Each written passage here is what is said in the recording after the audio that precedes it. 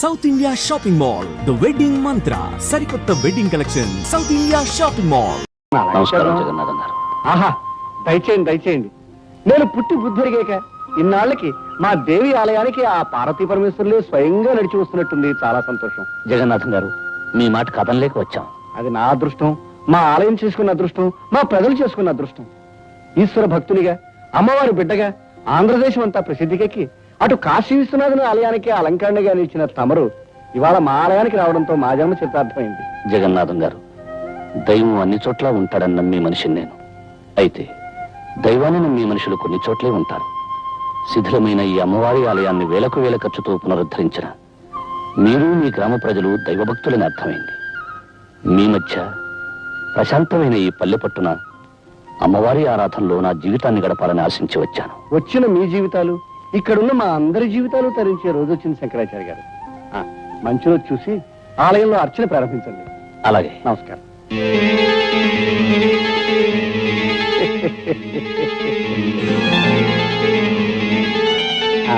మీకు ప్రత్యేకమైన వస్తు ఏర్పాటు చేయించాను. అలాగే జగన్నాథం. తీసుకోండి. అయ్యా, తమరి దృష్టి ఆ దుర్గాదేవి మీదనే.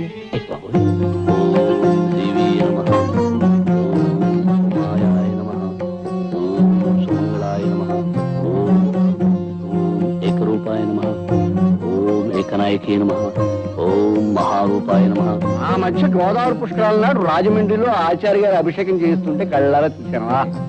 ఏం శోభ, ఏం తేజస్సు, ఎంత ఆకర్షణ. అప్పటి నుంచి నా మనసు వారి మీదే లగ్నమై ఉంది. ఏనాటికైనా వారిని మన ఊరు తీసుకురావాలనుకున్నాను, తీసుకొచ్చాను. తమ చూపు పడితే వదలరుగా. నిజంగా మన ఊరికి తమరు మహోపకారం చేశారండి. అప్పుడే ఎక్కడ, ఇంకా చాలా చేయదలుచుకున్నారు ఆయన. ఒక్కొక్కరికి ప్రత్యేకంగా చేస్తారు, చూస్తూ ఉండండి. పంతులు మరీ ఎక్కువగా పొగిడేకయ్యా.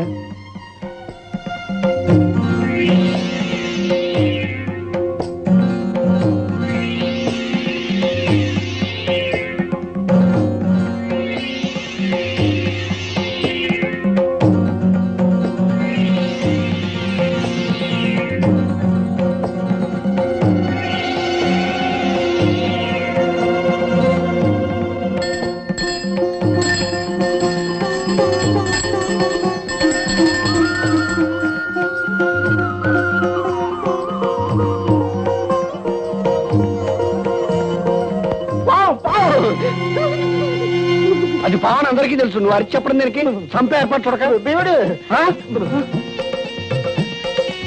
దేవుడు. జగన్నాథం గారు, మీరందరూ కంగారు పడేదాన్ని ఏమీ చేయకండి. అది నా కూతురు రాధమ్మ తెలుపుడు పాము. హారతి తీసుకోవడానికి వచ్చింది. పావుని పెంచడం ఏమిటండి, ప్రమాదం కదండి. మనిషి కంటే ప్రమాదమైనది కాదండి. నిజంగా మనం ప్రేమించగలిగితే ప్రతి ప్రాణి మనకు ప్రాణం ఇస్తుంది. ఇది నా నాగరాజన్న.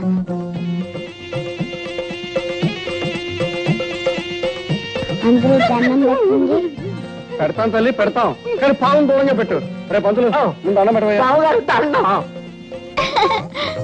ఆచార్య గారు, మీ పాపతో పావుకి స్నేహం ఉన్నా దాన్ని నలుగురు మధ్య ఉంచడం మంచిది కాదండి.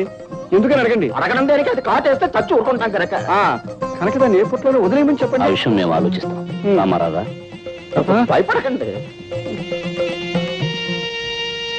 సూరిబాబు, ఏం చేస్తున్నారన్న? నాగన్నకి పాలు పోస్తున్నా. అలాగా. అమ్మ రాధా, నేను మాట చెప్తాను, వింటావా తల్లి?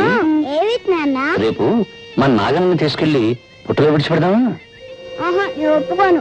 నువ్వు చెప్పిన ప్రతి మాట విన్నాను. ఆఖరికి దేవుడికి ఎంటుకలు ఇచ్చేమంటే ఇచ్చేసాను. కానీ నా ఇష్టమైన నాన్న మటుకు పుట్లో వెళ్ళమంటే నీ వదలను.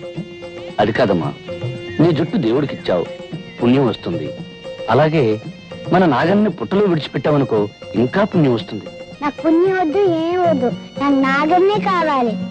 చూడమ్మా రాధ, పక్షులు గోళల్లో ఉండాలి, పులులు అడవుల్లో ఉండాలి, పాములు పుట్టల్లో ఉండాలి. అప్పుడే అవి స్వతంత్రంగా హాయిగా ఉంటాయి. పెంపకం పేరుతో వాటి స్థానాల్లోంచి తీసుకురావడం పాపమమ్మా. ఇది మామూలు పాము కాదు, నాకు నాగరాజన్న. అందుకని నువ్వు భయపడకపోవచ్చు, కానీ ప్రతి వాళ్ళు భయపడతారు. ఆ భయంతోనే మన నాగరాజుకి ఏదైనా ప్రమాదం కలగచ్చు. నిన్న చూడు, జగన్నాథం గారంతటి పెద్ద మనిషి భయపడ్డాడు. నిజంగా ఆయన పాము కంటే ప్రమాదకరమైన మనిషిలా ఉన్నాడు నాన్న. తప్పు బాబు, పెద్దవాళ్ళ గురించి అలా మాట్లాడకూడదు.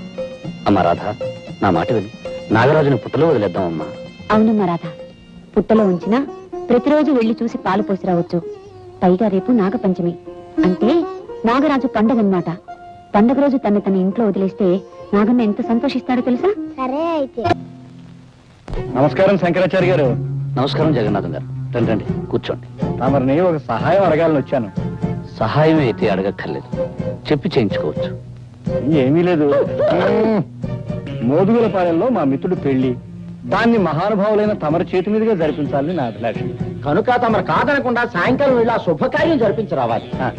దైవ కార్యం తర్వాత మహత్కార్యం పెళ్లి జరిపించడమే. ఇద్దరు మనుషుల్ని కలిపి దీవించడానికి అభ్యంతరమే ఉంది. తప్పకుండా వెళ్తాను. కానీ ఏమిటో చెప్పండి. సాయంకాలం అమ్మవారి పూజ జరపడం. నాందే ఉంది. ఈ ఒక్క రాత్రికి మీ అబ్బాయి చూసి అవునా, అమ్మవారి పూజ చేయటం నాకు వచ్చుగా. ఆహాహాహా, ఆ తండ్రికి తగ్గ కొడుకు. అలాగే జగన్నాథం గారు, నాకేం అభ్యంతరం లేదు, నేను వెళ్తాను. అయితే సాయంకాలం బండి పంపిస్తాను. తమరు ఆ బండిలోనే ఉదయం తిరిగి రావచ్చు. మరి వెళ్తానా? ఇప్పుడు ఎందుకండి? మొదటిసారిగా మా ఇంటికి వచ్చారు, తీసుకోండి. తీసుకోండి.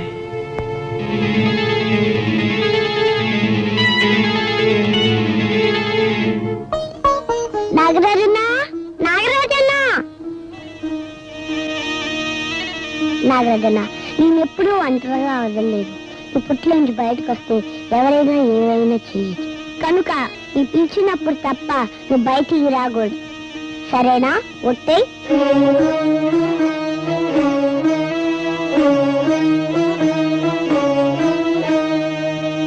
నాన్నగారితో నేను వెళ్తానమ్మా. నేను వెళ్తానమ్మా. నా బంగారు కదూ, చెప్పిన మాట వినాలి. అసలే ఆ ప్రయాణం రాత్రిపూట, నువ్వు నిద్ర కాగలేవమ్మా. అది కాదమ్మా, నేను వెళ్తానమ్మా. పోనీ అది అంతగా అడుగుతుంది, తీసుకెళ్తాను దుర్గా. అది కాదండి, మళ్ళీ మీకు లేనిపోయిన శ్రమ. శ్రమ ఏముంది? బండిలో వెళ్ళి బండిలో రావడమే. చలా చలా, దారిలో అల్లరి చేసి నాన్నగారిని విసిగించుకో. విసిగించదు కానీ నువ్వు అమ్మని మాత్రం విసిగించుకే. రామ్మ రాధా. బాబు సూరి, చీకటి పడ్డాక గుళ్ళో పూజ చేయడం మర్చిపోకు. అలాగే నాన్నగారు.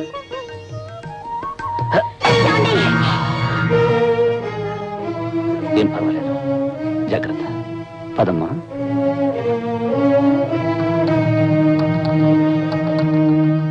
ఓం జగన్మాతాయ నమః. ఓం కాళియాయ నమః.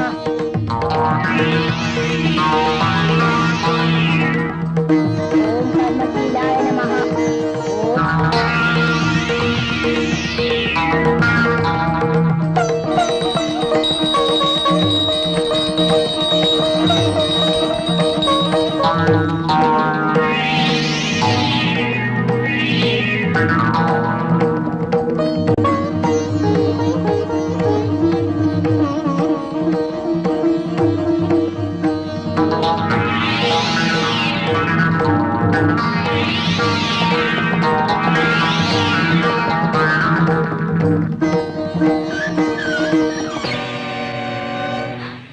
జగన్నాథం గారు, అవును, జగమెరిగిన నాథుణ్ణి, జగన్నాథం.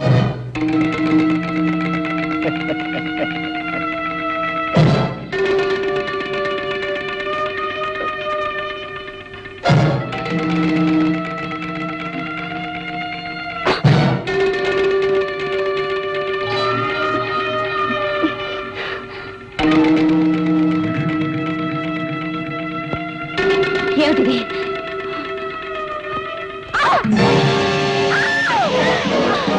పిలిచినప్పుడు తప్ప నువ్వు బయటికి రాకూడదు. సరేనా? ఒట్టే. పిలిచినప్పుడు తప్ప నువ్వు బయటికి రాకూడదు.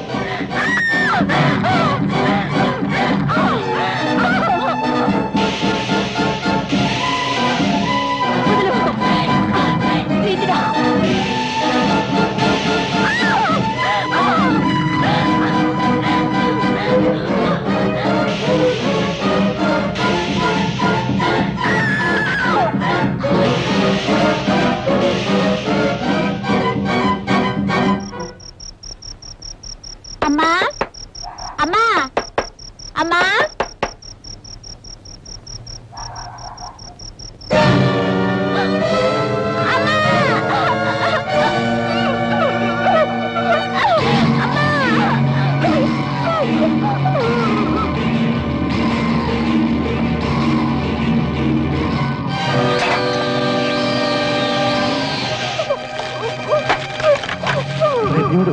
కరుణాకర్ నన్ను గుర్తుపట్టాడు. ఎందుకంటే వీడిని మంటలో పెట్టాడు.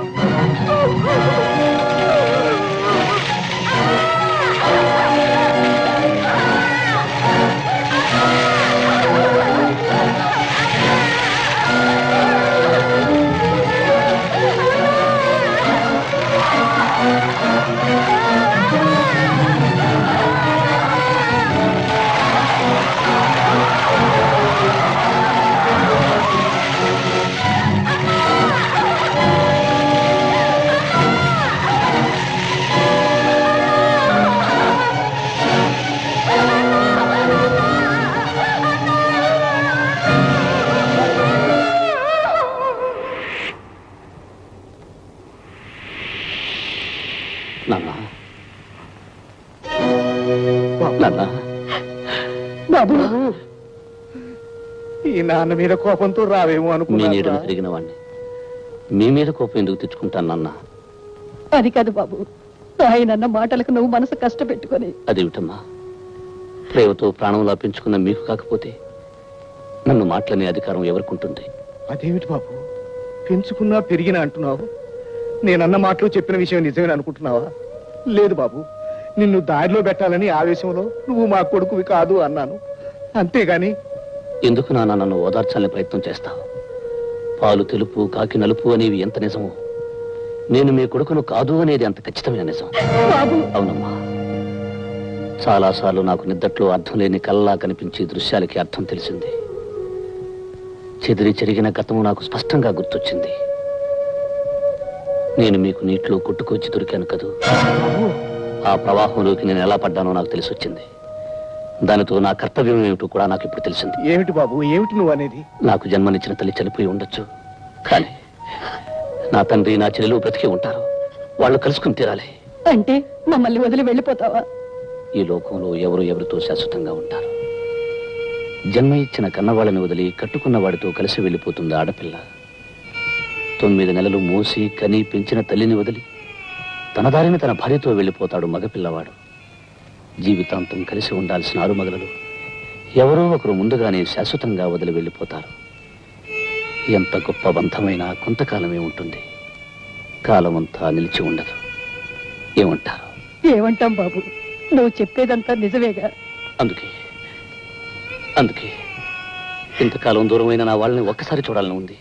బాబు, అమ్మా, ఈ జన్మలో మీ రక్తాన్ని పంచుకోకపోయినా మీ ప్రేమను పంచుకున్నాను.